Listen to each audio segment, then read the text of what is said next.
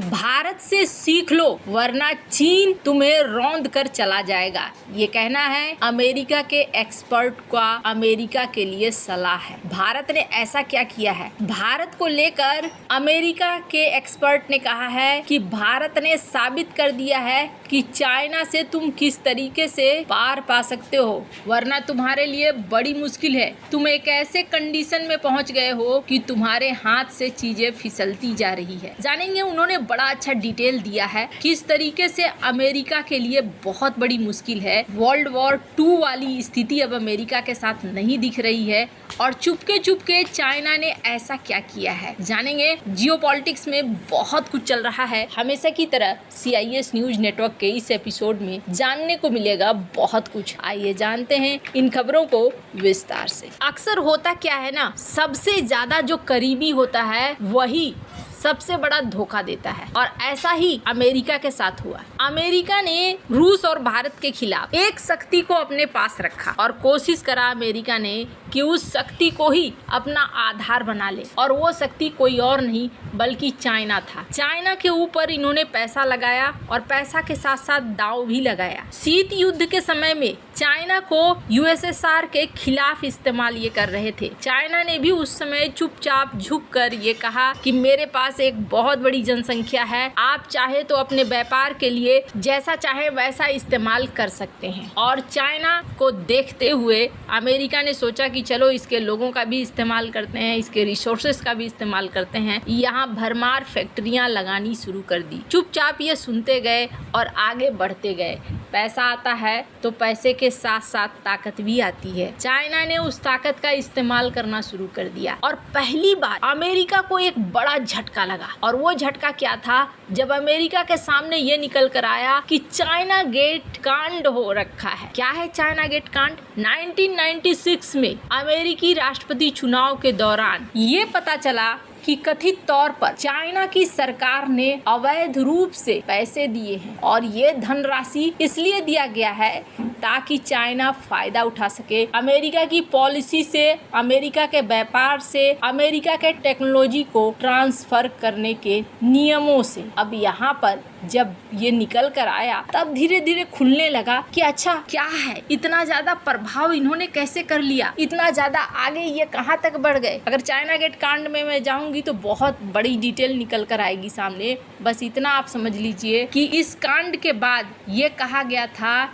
कि ये चाह रहे थे बहुत सारी चीजों में छूट। न जाने कितने समय से इस तरह की चीजों का ये इस्तेमाल कर रहे थे और इसमें सबसे बड़ी भूमिका किसकी थी? MSS की, यानी मिनिस्ट्री ऑफ स्टेट सिक्योरिटी। बरसों तक चाइना ने अपने सिक्योरिटी एजेंसी को, अपने खुफिया एजेंसी को छिपा कर रखा था। 1983 में इसकी स्थापना हुई थी, लेकिन ये जल्दी इसे सामने लेकर नहीं आ रहे थे। फिर अचानक से ये पता चलता है कि MI5 CIA नहीं, अब MSS ने भी अपना जाल बहुत दूर तक फैला लिया है। यानी कि चाइना की खुफिया एजेंसियों ने अपने जाल को काफी हद तक बड़ा कर लिया है। ये सब कुछ किसके नाक के नीचे हुआ?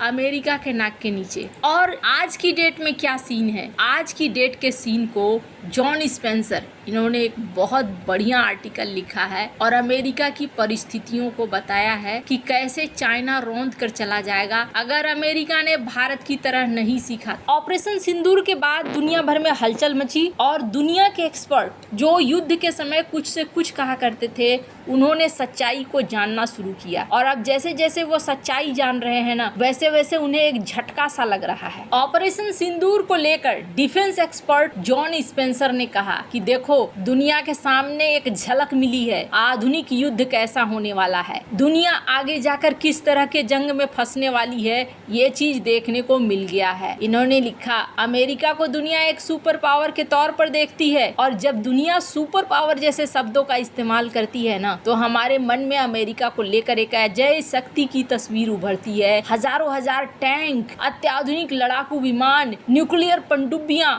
और दुनिया का सबसे विशालकाय रक्षा बजट। लेकिन हकीकत क्या है? अमेरिका का डिफेंस कई गंभीर चुनौतियों से जूझ रहा है। उनकी रक्षा व्यवस्था चरमरा रही है। अगर अचानक उसे चीन से जंग लड़ना पड़ जाए तो युद्ध में चीन उसे रौंद सकता है, क्योंकि अमेरिका की तैयारी किसी लायक नहीं है। और ये मैं नहीं कह रही हूँ, जॉन स्पेंसर कह रहे हैं। जॉन स्पेंसर ने आगे कहा है कि बदहाल डिफेंस व्यवस्था के लिए कई चीजें हैं जो उत्तरदायी हैं। सबसे पहली चीज, युद्धों को इस तरीके से तैयार करना चाहिए कि युद्ध जल्दी से जल्दी जीता जा सके और निर्णायक रूप से जीता जा सके। इसके लिए एक डिफेंस इकोसिस्टम की जरूरत है, जिसे न सिर्फ काफी तेज रफ्तार से बनाया गया हो, बल्कि हर वक्त युद्ध के लिए तैयार रहना चाहिए। भारत ने अभी साबित किया है कि मॉडर्न वॉरफेयर कैसा हो सकता है। जॉन स्पेंसर ने लिखा, अमेरिका की डिफेंस इंडस्ट्री सालों से इनोवेशन को बढ़ावा देने के लिए तैयार ही नहीं है। अगर उसे कुछ इनोवेशन करना होता है तो भारी भरकम बजट की डिमांड की जाती है, लागत कम करने की कोशिश नहीं की जाती है। ये सालों तक चलने वाली बोझिल प्रक्रिया का हिस्सा बन जाता है। हालांकि आपको बता दूं, इन बातों से आपको एक चीज समझ में आ रहा है कि ये समझ रहे हैं कि भारत बहुत सस्ते में बहुत अच्छे हथियार बना रहा है। यही चीज इसरो के चंद्रयान मिशन के समय भी हुआ था, जब वो बहुत हैरान हुए थे भारत ने इतने कम बजट में चंद्रयान जैसे प्रोजेक्ट को सफल बना लिया। उन्होंने आगे क्या लिखा है, बेशक अमेरिका की डिफेंस कंपनियां बेहतरीन सिस्टम बनाती हैं,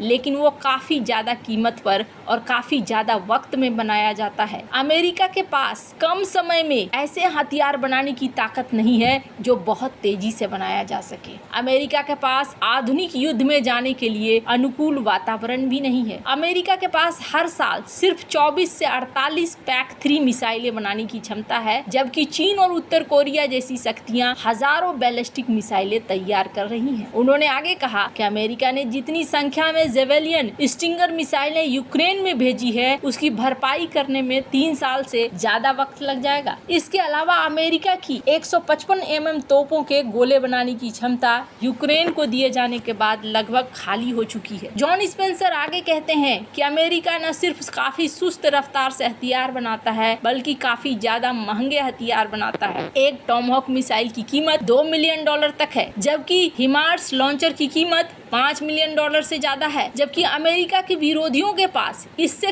कम कीमत पर युद्ध क्षेत्र में गहरा प्रभाव छोड़ने वाले ऐसे हथियार बना रखे हैं। उन्होंने कहा कि ऑपरेशन सिंदूर में दिखाया कि युद्ध के मैदान में अब ड्रोन है, नए तोपखाने, नए गोले अब ड्रोन के रूप में है। यानी आपको ड्रोन की संख्या चाहिए, हजारों हजार में नहीं, लाखों की संख्या में आपको ड्रोन चाहिए। डोनाल्ड ट्रंप ने अमेरिकी ड्रोन सिस्टम की भी आलोचना की थी। उन्होंने कहा था कि एक ईरानी ड्रोन सिर्फ $40,000 में आता है, लेकिन अमेरिका की ड्रोन लाखों मिलियन डॉलर में आता है। तो यहाँ पर एक चीज देखने को मिल रहा है कि इन्होंने पूरी बखिया उधेड़ दी है। इन्होंने ये भी कहा कि अगर हमें लड़ना पड़ जाए तो 2 से 3 हफ्तों के ही गोला बारूद है। वो तो अच्छा है कि हमारे पास इजराइल और भारत जैसे सहयोगी हैं, जिनके पास इनसे भी ज्यादा अच्छे ड्रोन और बेहतर मॉडल है। यानी ये बता रहे हैं कि भारत ने अपनी क्षमता को दिखलाया है। आगे ये कहते हैं कि हाल के सालों में भारत ने जिस तरीके से मिसाइलें, तोपें, लड़ाकू ड्रोन, टैंक क्षमता का विस्तार किया है, अब हर साल 1000 से ज्यादा एंटी टैंक गाइडेड मिसाइल बनाने की क्षमता है। DRDO, HAL जैसी संस्थाओं ने तेजस, आकाश, पृथ्वी, अग्नि, पिनाका जैसे घरेलू हथियार बनाए हैं, जो कि बढ़ाए जा सकते हैं और ये भारत के लिए बहुत ही बढ़िया है। भारत ने जिस तरीके से ब्रह्मोस, आकाश तीर, आकाश मिसाइल सिस्टम, स्वदेशी डिजाइन और असेंबल हथियारों के दम पर पाकिस्तान और चाइना का मुकाबला किया, वो काबिले तारीफ है। इसलिए भारत से सीखो। सच जो होता है ना, वो ज्यादा दिन तक दबा कर नहीं रखा जा सकता है। इसलिए अब ये सच जो है वो बाहर आ रहा है। आपको क्या लगता है इन सब मामले में, आपकी क्या राय है? कमेंट कर जरूर बताएं। जल्द मिलते हैं अगले वीडियो में नई खबर के साथ।